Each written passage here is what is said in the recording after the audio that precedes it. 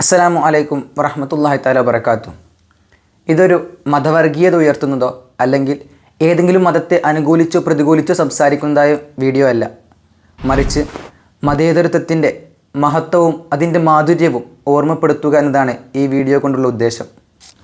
എൻ്റെ ഒരു സംശയമാണ്, മുഖമൊഴിച്ച് തല മുഴുവനും മറക്കുന്ന ഒരു വസ്ത്രരീതിയാണ് ഹിജാബ് എന്നുള്ളത് കൊണ്ട് ഉദ്ദേശിക്കുന്നത്. പിന്നെ എങ്ങനെയാണ് കഴുത്തു മുതൽ കാല് വരെയുള്ള യൂണിഫോമിന് ഹിജാബ് ഒരു പ്രശ്നമായി മാറുന്നത്? ഈ ഒരു പോസ്റ്റിൻ്റെ താഴെ മതത്തെ കുറ്റപ്പെടുത്തിക്കൊണ്ടുള്ള ധാരാളം കമൻറ്റുകൾ കണ്ടു. മതവസ്ത്രമാണ് നിങ്ങളുടെ പ്രശ്നമെങ്കിൽ സ്കൂളുകളിൽ എല്ലാ തരത്തിലുള്ള മതവസ്ത്രങ്ങളും നിരോധിക്കേണ്ടതായിട്ട് വരില്ലേ?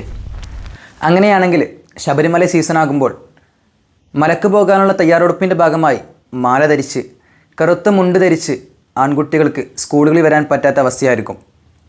കന്യാസ്ത്രീകളായിട്ടുള്ള അധ്യാപകർക്ക് ശിരോവസ്ത്രം പോലത്തവ ധരിക്കാനും കഴിയില്ല.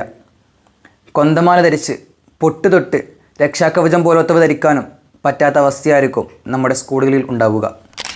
എന്തിനാണ് സഹോദരങ്ങളെ ഈ ഐക്യ കേരളത്തിൻ്റെ ഐക്യത്തെ നാം തകർക്കുന്നത്?